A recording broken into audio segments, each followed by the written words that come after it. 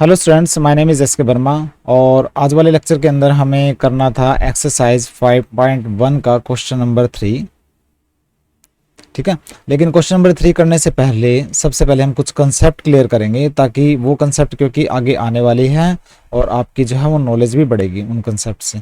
ठीक है, तो सबसे पहले आज के लेक्चर के अंदर हम कंसेप्ट क्लियर करेंगे, फिर इस लेक्चर के बाद हम जो है वो जो क्वेश्चन नंबर 3 है ना एक्सरसाइज 5.1 का, वो करेंगे। तो चलिए करते हैं।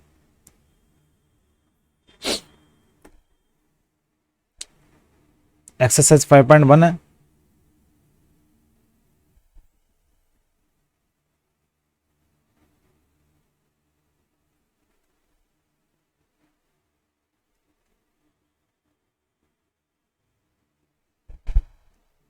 तो देखिए, सबसे पहले मैंने आपको बताया था ये जो चैप्टर है इंट्रोडक्शन टू यूक्लिड्स ज्योमेट्री था।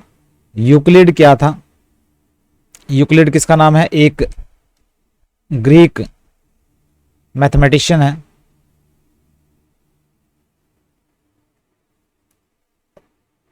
ठीक है, यूक्लिड जो है वो ग्रीक मैथमेटिशियन था और उसने क्या दिया था? कुछ एक्सियोम्स दिए और कुछ पोस्टुलेट्स दिए। पोस्टुलेट्स, ठीक है। एक्सियोम्स क्या होते हैं? एक्सियोम जो है वो रूल्स हैं, सिद्धांत हैं, और पोस्टुलेट्स जो है वो अभिधारणाएं बोल देते हैं, एक मान्यताएं बोल सकते हो। ठीक है, मानना। पोस्टुलेट्स मैंने एक किस्म से मानना या धारणा। ठीक है, एक्सियोम्स मतलब सिद्धांत। कितने थे टोटल? टोटल 7। और पोस्टुलेट्स जो थे टोटल 5, जो हम पढ़ेंगे इस चैप्टर के अंदर। और एक्सियोम जो है, जो टोटल जो 7 जो रूल्स दिए ना एक्सियोम्स, वो एप्लीकेबल है, एप्लीकेबल टू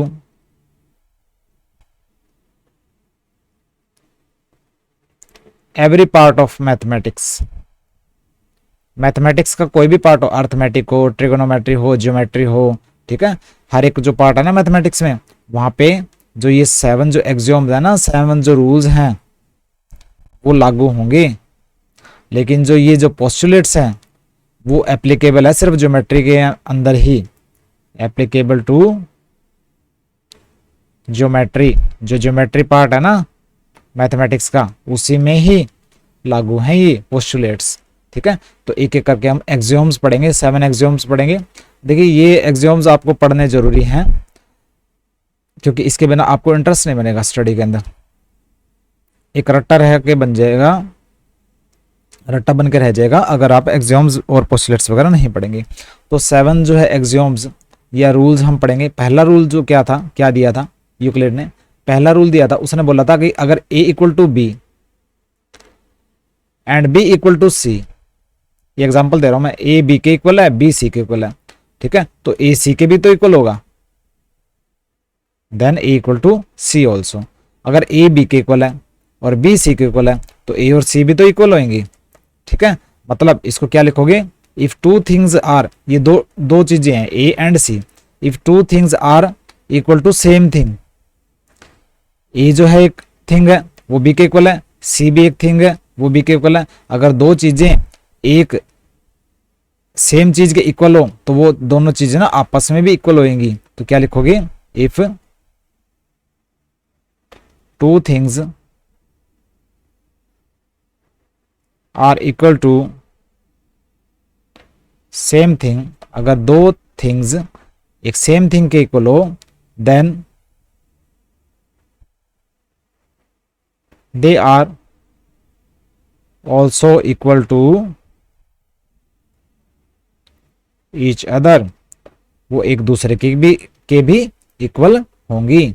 ठीक है, ये फर्स्ट एक्सियोम था।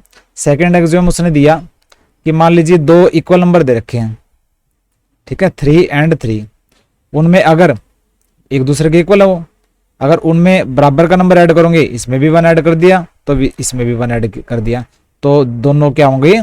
बराबर होंगे। ये तो पता ही आपको।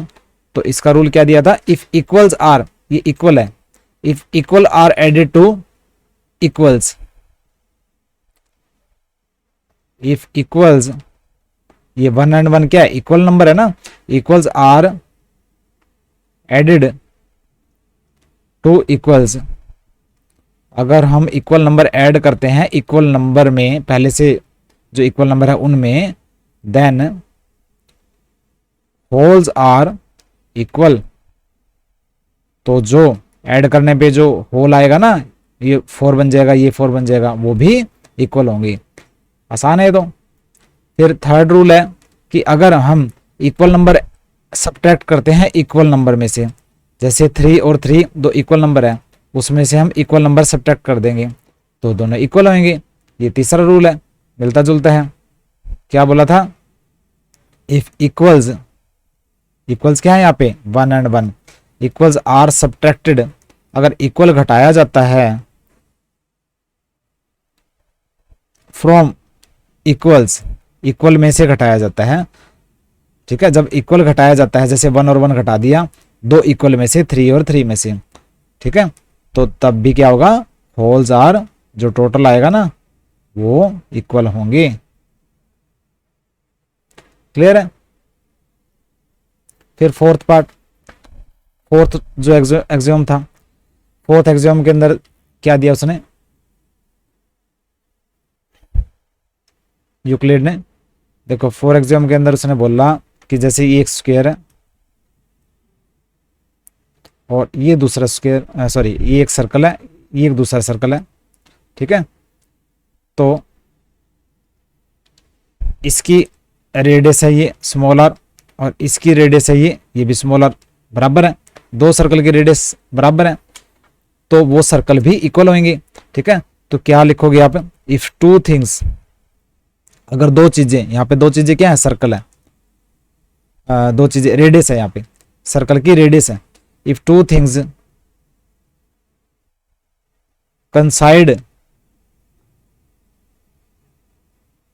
विद ईच अदर, अगर दो चीजें कंसाइड मैंने एक दूसरे से मेल खाती हैं, जैसे दोनों सर्कलों की रेडियस आपस में मेल खाती हैं, या फिर ये भी बोल सकते हो दोनों सर्कल आपस में मेल खाते हैं, देन वो दोनों चीजें होगी वो इक्वल होंगी, then they are equal to each other.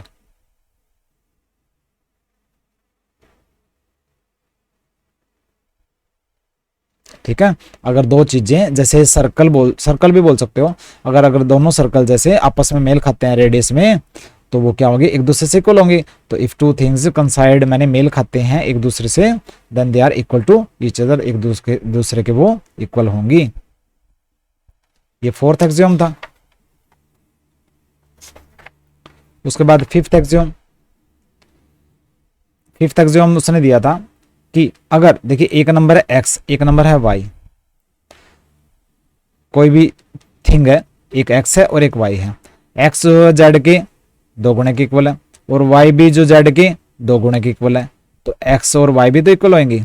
अगर x equal to 2z, y equal to 2z, तो एक्स और वाई इक्वल नहीं होंगे, एक्स और वाई एक दूसरे के इक्वल हो जाएंगे, पता ही है। तो क्या लिखोगे, इफ टू थिंग्स आर, अगर जो दो चीजें, अगर if two things are equal to, अगर दो चीजें इक्वल हो, किसके इक्वल हो, double of same thing, same thing के डबल के, यहां पे सेम थिंग क्या है, जेड, देन ये जो दो चीजें होंगी ना, then they are equal to, वे एक दूसरे के इक्वल होंगी, they are equal to each other. अगर दो चीजें जैसे एक्स और वाई दो चीजें हैं, सेम थिंग मतलब जेड के 2 गुणे के इक्वल है दोनों, तो वो दोनों चीजें भी ना आपस में इक्वल होंगी। 6 एक्सियोम था,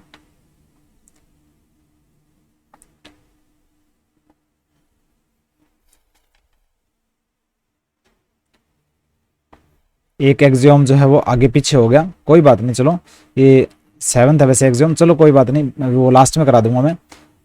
if x is equal to half z, y is equal to half z, अगर एक्स एक थिंग है वाई एक थिंग है, एक्स जो है किसी सेम थिंग के हाफ के इक्वल है और वाई भी सेम थिंग के हाफ के इक्वल है, तो एक्स और वाई भी इक्वल होंगे। ठीक है, ये मिलता जुलता है। इफ टू थिंग्स, अगर दो चीजें आर इक्वल टू इक्वल हो हाफ्स ऑफ सेम थिंग, एक ही चीज के हाफ के इक्वल हो, देन ये दो चीजें है ना, they are equal to each other, वो एक दूसरे के भी इक्वल होंगी। ठीक है, कर लोगे ना, ये फिफ्थ एंड सिक्स जो एग्जाम्स है मिलता जुलता है। फिर सेवंथ एग्जाम क्या है, सेवंथ एग्जाम है, उसने बताया था यूक्लिड ने कि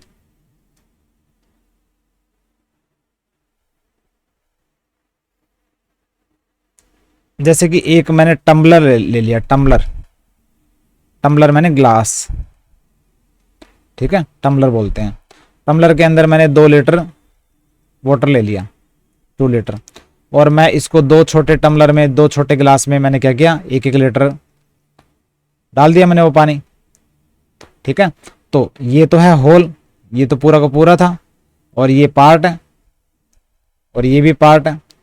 तो यूक्लिड ने बोला कि द होल, जो जो पूरा जो पार्ट है, हमेशा पूरा का जो पूरा जो है वो पार्ट से हमेशा बड़ा होगा। द होल इज, ये तो कॉमन सी चीज है, the whole is always, whole जो होता है ना हमेशा ग्रेटर देन पार्ट, पार्ट से जो है वो बड़ा होगा। होल जो है ना पार्ट से बड़ा होगा। ये 2 लीटर है, 1 लीटर से भी बड़ा होगा, 1 लीटर से भी बड़ा होगा। ये था सेवंथ एक्सियोम। ठीक है, ये एक्सियोम हमने किए 7 के 7। अब हम करेंगे पोस्टुलेट्स। टोटल 5 है पोस्टुलेट्स।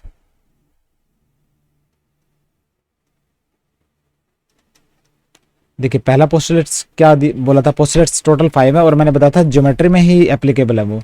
तो पहला पोस्टुलेट्स तो यूक्लिड ने दिया था कि देखिए मान लीजिए एक पॉइंट है ए और दूसरा पॉइंट है बी, तो ए से बी की तरफ हम एक लाइन जो है वो ड्रा कर सकते हैं। ए से बी की तरफ एक पॉइंट है, हम किसी भी पॉइंट से किसी दूसरे पॉइंट की तरफ एक ही लाइन ड्रॉ कर सकते हैं। क्या है ये पोस्टुलेट, ए स्ट्रेट लाइन, एक सीधी लाइन मे बी ड्रॉन, खींची जा सकती है फ्रॉम वन पॉइंट, एक पॉइंट से to any other point.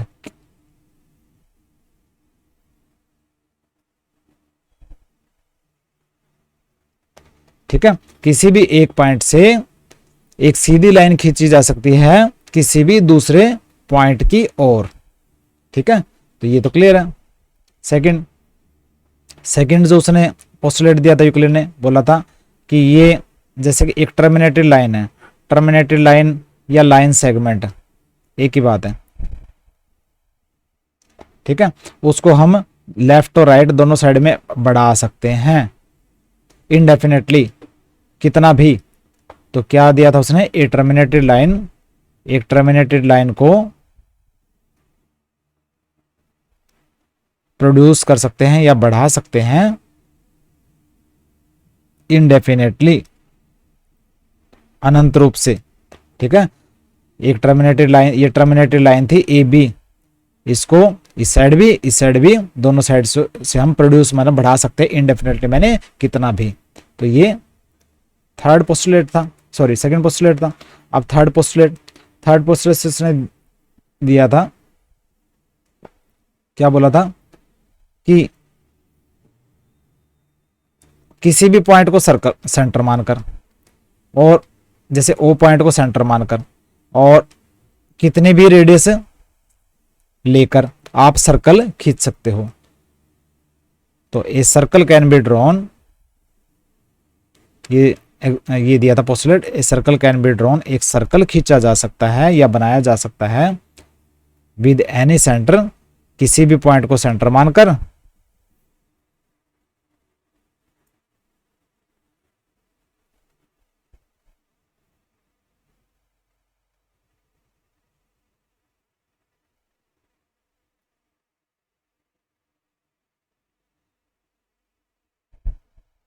And any radius, और कितने भी रेडियस लेकर,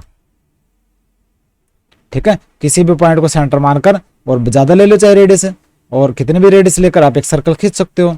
ये थर्ड पोस्टुलेट था।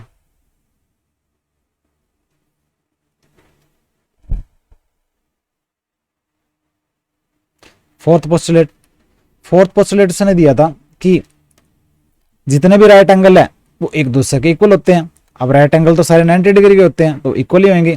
ये एक राइट एंगल है और ये दूसरा राइट एंगल है, तो उसने बोला ऑल राइट एंगल्स, जितने भी जो राइट एंगल्स है ना,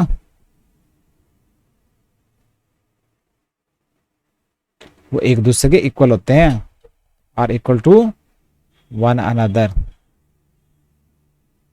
ठीक है,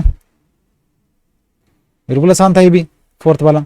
और फिफ्थ वाला जो पोस्टुलेट है वो थोड़ा इंपॉर्टेंट है। देखिए ये, देखिए ये दो स्ट्रेट लाइन है,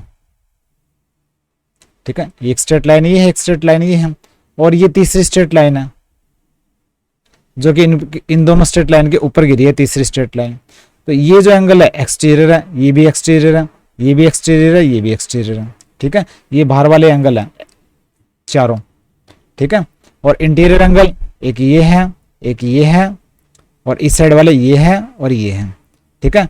ये राइट साइड वाले इंटीरियर एंगल है दोनों, और ये लेफ्ट साइड वाले इंटीरियर एंगल है दोनों, ठीक है।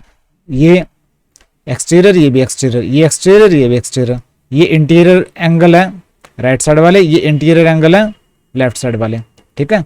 तो उसने क्या बोला था, अगर एक लाइन दो स्ट्रेट लाइन के ऊपर गिरती है, एक लाइन ये जो है दो स्ट्रेट लाइन के ऊपर गिरती है, और ऐसे गिरती है कि उस लाइन के, इस लाइन के एक साइड में पड़े हुए इंटीरियर एंगल का प्लस 180 डिग्री से कम हो, इंटीरियर एंगल का प्लस 180 डिग्री से कम है, देखो ये 90 है, ये 90 से कम है, 180 से कम है ना, ठीक है। तो इन लाइनों को, इन दोनों लाइनों को अगर आप उस साइड में बढ़ा देंगे ना, जिस साइड इंटीरियर एंगल का प्लस 180 डिग्री से कम है, तो ये आपस में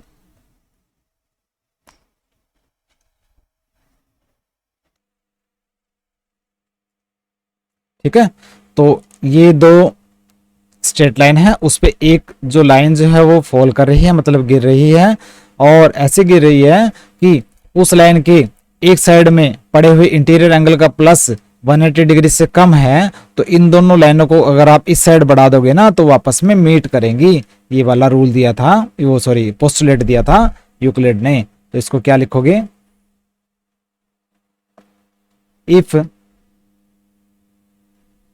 ए स्ट्रेट लाइन, अगर एक स्ट्रेट लाइन, कौन सी स्ट्रेट लाइन, ये वाली, फॉलिंग ऑन, जो गिर रही है टू स्ट्रेट लाइन, दो स्ट्रेट लाइनों पे गिर रही है, किस पे गिर रही है, दो स्ट्रेट लाइन ये वाली है, और वो ये जो स्ट्रेट लाइन जो गिर रही है मेक्स इंटीरियर एंगल, वो इंटीरियर एंगल बनाती है, इंटीरियर एंगल्स बनाती है on same side of it, अपनी सेम साइड पे, अपनी सेम साइड पे बना रही है ये दोनों इंटीरियर एंगल। और कितना बनाती है, less than two right angle, दो राइट एंगल से कम, मतलब दो राइट एंगल क्या होता है, 90 प्लस 90 180, दो राइट एंगल से कम बनाती है, ठीक है। देन तब क्या होगा, अगर दोनों स्ट्रेट जो लाइन है, इफ टू स्ट्रेट लाइन, अगर दोनों स्ट्रेट लाइन आर प्रोड्यूस्ड, वो बढ़ाई जाती हैं इनडेफिनेटली, इनडेफिनेटली मैंने असीमित रूप से, किसकी तरफ, ऑन साइड ऑफ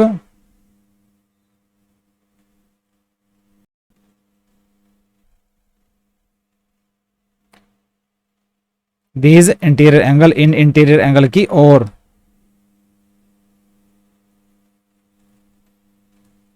देन ये जो स्ट्रेट लाइन है they will meet each other, आपस में मिलेंगी, ठीक है। अगर एक लाइन दो स्ट्रेट लाइन पर फॉलिंग मैंने गिर रही है और वो क्या बनाती है, इंटीरियर एंगल बनाती है अपने सेम साइड में, और ऐसे इंटीरियर एंगल बनाती है जिनका प्लस जो है 180 डिग्री से कम हो, तो अगर इन स्ट्रेट लाइन को अगर आप इन इंटीरियर एंगल्स की ओर बढ़ाओगे ना तो वो आपस में मीट करेंगी, मतलब आपस में मिलेंगी। ये था फिफ्थ पोस्टुलेट।